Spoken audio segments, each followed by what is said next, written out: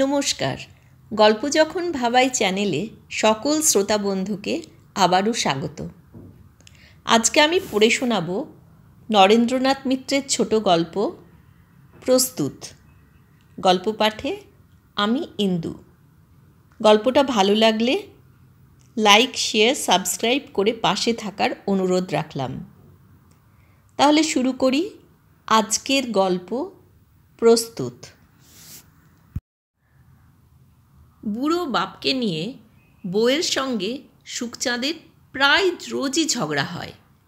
ভোর হতে না হতেই ঈশান তার হুঁকো কলকে আর তামাকের ডিবা নিয়ে বিছানা থেকে উঠে আসে। তারপর কাঁঠাল গাছটার গোড়ার যেখানে জ্বালানির জন্য শুকনো ডালপাতা ফুলমণি স্তূপাকার করে রাখে, তার কাছে গিয়ে আগুন জ্বেলে ঈশান হাত পা সেঁকতে আরম্ভ করে। আগুনের তাপ যেই একটু কমে আসে, দু হাতে ডালপালা টেনে নিয়ে আগুনের মধ্যে ফেলে। আগুন আবার দ্বিগুণ বেগে জ্বলে ওঠে। ঈশান আরাম করে আগুন পোহায় আর তামাক টানে। আর সেই তামাকের খাওয়ার শব্দ শুনে ঘরের মধ্যে ফুলমণির চিত্ত জ্বলে যায়। স্বামীকে ঠেলা দিয়ে বলে, দেখেছ আজ আবার বুড়োর কাণ্ড। কাল সারা দিন যা ডালপাতা কুড়িয়ে রেখেছি ধান সেদ্ধ করবার জন্য, তাই আগুন পোহাতেই যাবে। আগুন পোহাবার এত শখ, আগুনের মধ্যে গিয়ে উঠে বসলেই হয় চিরতরে। মরার বাড়া গাল নেই, হোক বুড়ো, তবু বাপের সম্বন্ধে এত বড় গাল সুখচাঁদের সহ্য হয় না। ধমক দিয়ে বলে, বড় বার বেড়েছে তো টেপির মা, মুখে যা আসে তাই যে বলিস, জিভ টেনে ছিঁড়ে ফেলব একেবারে। ফুলমণিও মুখ ঘুরিয়ে চড়া গলায় জবাব দেয়, ইস ভারী যে দরদ, বাপের আগুন পোহাবার জন্য নিজে পাতা কুড়িয়ে রাখতে পারো না। কষ্ট করবার বেলায় পরের ঝি, আর দরদের বেলায় আছো 16.5 আনায়। বুড়ো শ্বশুরের সেবা যত্ন কি কম করে ফুলমণি, কিন্তু যশ নেই তার ভাগ্যে। বুড়ো তো তাকে দেখতেই পারে না। পাড়ার যে আসে তার কাছেই বউয়ের বদনাম করে। এমন কথাও রটায় যে ফুলমণি তাকে ধরে ধরে মারে। এদিকে সুখচাঁদের কাছেও কোনো মুখ নেই ফুলমণির। বুড়োর সম্বন্ধে কিছু বললেই একেবারে তেড়ে মারতে আসে। এদিকে বাপের ওপর ভক্তি তো কত, নিজে যখন বাপকে সাক্ষাতের ওপর গালাগালি করে তখন কোনো দোষ হয় না, কিন্তু ফুলমণি যদি কিছু বলল তখনই বাপের ওপর সোহাগ সুখচাঁদের উতলে ওঠে। সব দিক দিয়ে বুড়ো ফুলমণির হাড় জ্বালিয়ে খায়। ছাইশুদ্ধ মাটির একটা সরা রোজ ফুলমণি বুড়োর বিছানার পাশে রেখে দিয়ে আসে, কিন্তু বুড়ো ভুলেও যদি তার মধ্যে থুতুকাশি ফেলে, প্রত্যেক দিন থুতুকাশিতে বিছানা আর বারান্দা বুড়ো মাখামাখি করে রাখে। সকালে উঠেই এই বারান্দা সবচেয়ে আগে পরিষ্কার করতে হয় ফুলমণির, না হলে টেপি এসব মারিয়ে মারিয়ে লক্ষবার এই বারান্দা দিয়ে ঘরবার হয়।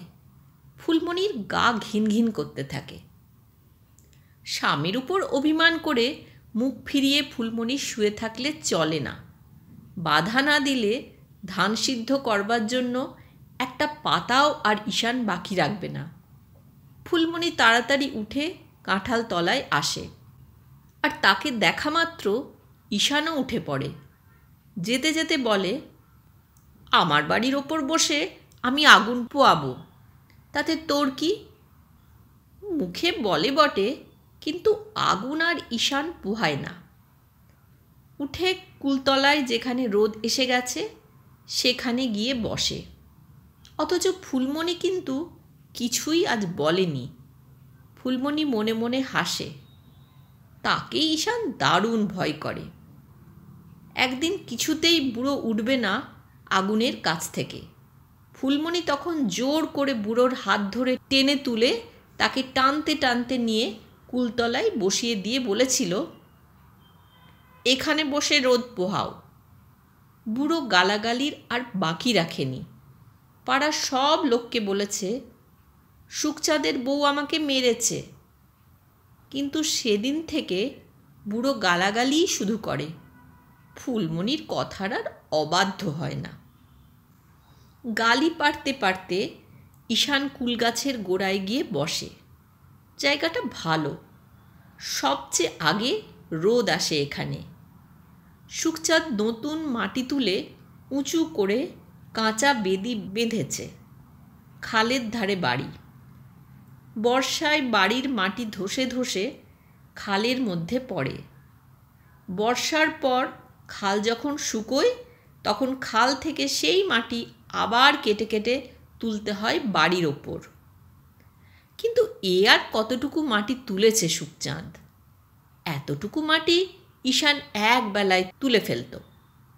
মাটি তুলে তুলে বাড়ি এর চেয়ে অনেক বেশি উঁচু করত ঈশান। বর্ষার আগে বর্ষার সঙ্গে প্রতি বছর সে পাল্লা দিয়ে মাটি তুলত।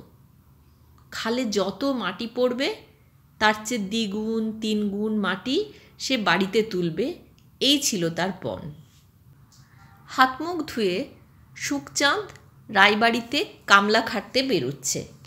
কুলতলা দিয়েই পথ। ঈশান তাকে ডাকল, শোন সুখচাঁদ। সুখচাঁদ ফিরে দাঁড়ালো। কি বলছো? এ কি মাটি কেটেছিস? এ তো এক বৃষ্টিতেই ধুয়ে নামবে। সুখচাঁদ বিরক্ত হয়ে উদ্ধতভাবে জবাব দিল, তা নামুক, তাতে তোমার কি? কুড়াল হাতে সুখচাঁদ রায়বাড়িতে কাঠচেলা করতে চলে গেল। এ সময় ক্ষেতের কাজ কিছু নেই। গ্রামের বিভিন্ন বাড়িতে সুখচাঁদ এ সময় কামলা খাটে। মাটি কাটা, কাঠ চেলা করা, যখন যে কাজ পাওয়া যায় তাই করে। একটু পরে সুখচাঁদকে আর দেখা যায় না। সে অনেক দূরে চলে গেছে। তবু ঈশান সেদিকে চেয়েই থাকে। কিন্তু দূরে কাছের কিছুই আর ঈশান দেখতে পায় না। ডিস্ট্রিক্ট বোর্ডের রাস্তা, রাস্তার উপর পুল, সবই ঈশানের চোখে ঝাপসা লাগে। ডিস্ট্রিক্ট বোর্ডের রাস্তার পাশেই মাঠ। কুয়াশায় ভালো করে কিছু দেখা যায় না। অনেক দিন মাঠে যায় না ঈশান। এবার শীতে তাকে একেবারে পঙ্গু করে রেখেছে। বাতে পা মোটেই টান করতে পারে না ঈশান। এবছর এই কুলতলা পর্যন্তই তার চৌহদ্দি। মাঠে ঈশান যেসব জমি বর্গাচস্ত তার অনেকগুলিই রায়রা ছুটিয়ে নিয়ে করিমকে চষতে দিয়েছে। সুখচাঁদ কিছু বলে না ঈশানকে, গোপন করে, কিন্তু ঈশান সব শুনেছে। সুখচাঁদ কাজ ভালো করে না। তাছাড়া সুখচাঁদ ভারী দুর্বিনীত, ভারী উদ্ধত, সব ঈশানের কানে যায়। অথচ সুখচাঁদকে কিছু বলবার উপায় নেই। সুখচাঁদ বলে, তাতে তোমার কি? ঈশানের কি? কিন্তু কি ঈশানের নয়? এই বাড়ি তো ছিল জঙ্গল, তাকে ঈশান বাগানের মতো সাজিয়েছে। এইসব আম কাঁঠালের গাছ এর সবই ঈশানের হাতের। কিন্তু তাতে ঈশানের কি? সবাই এক কথা বলে। সে বছর বিলের জমিতে কচুরি এসেছে, ধানের চারা সব নষ্ট হয়ে যায়। ঈশান গিয়ে রায়মশাইকে ধরে বলল, আর কয়েকটা টাকা দিন কর্তা, লোক নিয়ে দুদিনের মধ্যে কচুরি সব তুলে ফেলি।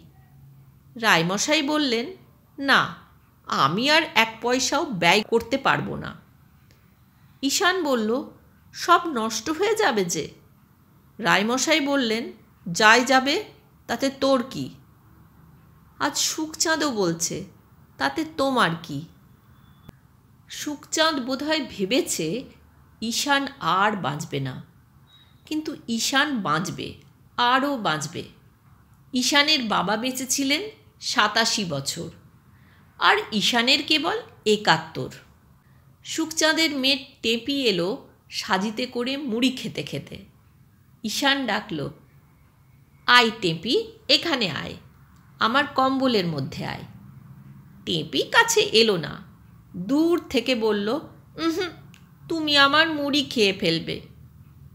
না রে না, আমার কি দাঁত আছে? টেপির তবু বিশ্বাস হয় না, দূরে দাঁড়িয়ে দাঁড়িয়ে দেখতে থাকে। ঈশানকে বেশ অদ্ভুত রকম দ্রষ্টব্য বলে মনে হয়। হঠাৎ টেপির কি মনে পড়ে যায়, বলে, তুমি আর বাঁচবে না ঠাকুরদা? ঈশান অত্যন্ত চটে ওঠে, না, বাঁচবে না।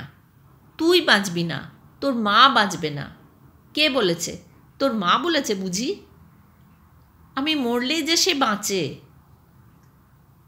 টেপি বলল, না, মা বলেনি তো, বামুন পিসি চালতে নিয়ে এসেছিল, সেই বলছিল মার কাছে, তোমার মাথা ছোট হয়ে গেছে, তোমার মাথা ঘন ঘন কাঁপে, তোমার চোখের রং ছাইয়ের মতো, তুমি আর বাঁচবে না। ঈশানের না বাঁচার আর কি কি লক্ষণ বামুন পিসি বলেছে টেপি মনে করতে চেষ্টা করতে থাকে। সারাদিন ঈশানের কেমন যেন আচ্ছন্নের মতো কাটে। মাঝে মাঝে আশঙ্কায় তার মন চমকে ওঠে, সত্যি সে যদি হঠাৎ মরে যায়? কিরণ ঠাকুরুন অসুখ বিসুখ আর মরণের লক্ষণ দেখে বলতে পারে, যাকে যা বলে তাই প্রায় ফলে যায়, ওর জিভে বিষ আছে। কিরণ ঠাকুরুনের উপর ঈশানের অত্যন্ত রাগ হয়, ইচ্ছা হয় তাকে গিয়ে খুন করে আসে। পৃথিবীর সকলের উপরই ঈশান প্রচণ্ড ক্রোধ অনুভব করতে থাকে। মরুক, সব মরুক, কিরণ ঠাকুরুন, টেপি, তার মা সব মরুক, ঈশান শুধু বেঁচে থাকবে। ঈশান শুধু চেয়ে চেয়ে সকলে চিতা জ্বলতে দেখবে। কিন্তু বিকালের দিকে ঈশান নিজেই ভারী অসুস্থ বোধ করতে থাকে। আজ কাশিটা তার খুব বেড়েছে। কাশতে কাশতে নিতাই মণ্ডল দম বন্ধ হয়ে মরেছিল। সন্ধ্যার সময় সুখচাঁদকে ঈশান গোপনে কাছে ডেকে নেয়। শোন সুখচাঁদ, কি বলছ? ঈশান ভয়ার্ত করুণ স্বরে বলে, আমি বোধহয় সত্যিই আর বাঁচব না রে। প্রথমটা সুখচাঁদ বিস্মিত হয়, ভারী মায়া হলো তার বাবার ওপর। হঠাৎ চোখ দুটো ছলছল করে ওঠে, বলে, কেন, কি হয়েছে তোমার? ঈশান যেন একটু ভরসা পায়, সত্যি তাহলে বোধহয় তার কিছু হয়নি। তবু সুখচাঁদের মুখ থেকে আরও ভরসা পাওয়ার আশায় বলে, কিন্তু বয়স তো হয়েছে। সুখচাঁদ বলে, আমার ঠাকুরদার কত বয়স হয়েছিল, আর বয়স হলেই মানুষ মরে, না হলে মরে না, তার কোনো মানে আছে নাকি? দেখলে না, নকুল জ্যাঠার ছেলে কানাই সেদিন গরম লেগে মারা গেল। অমন জোয়ান চেহারা, আর বুড়ো নকুল জ্যাঠা তো বেশ বেঁচে আছে, সে তো তোমারও বড়। ঈশানের বুকটা ধক করে উঠল। সমস্ত দৃশ্যটা তার চোখের সামনে ভেসে উঠেছে। কানাইকে উঠানে নামানো হয়েছে, কি পাষাণের মতো শরীর, আর সেই পাষাণের উপর নকুল চিৎকার করে মাথা কুটছে। হঠাৎ ঈশানও চিৎকার করে উঠল, না না না, তার চেয়ে আমি আগে যাব। 50 টাকার একটা থলি ছিল ঈশানের কাছে। অত্যন্ত সন্তর্পণে এই থলিটা ঈশান সব সময় কোমরে ঝুলিয়ে রাখে। সেই টাকার থলিটা কোমর থেকে খুলে সুখচাঁদের দিকে এগিয়ে দিতে দিতে ঈশান বলল, ধর সুখচাঁদ। এতক্ষণ শুনছিলেন নরেন্দ্রনাথ মিত্রের ছোট গল্প প্রস্তুত।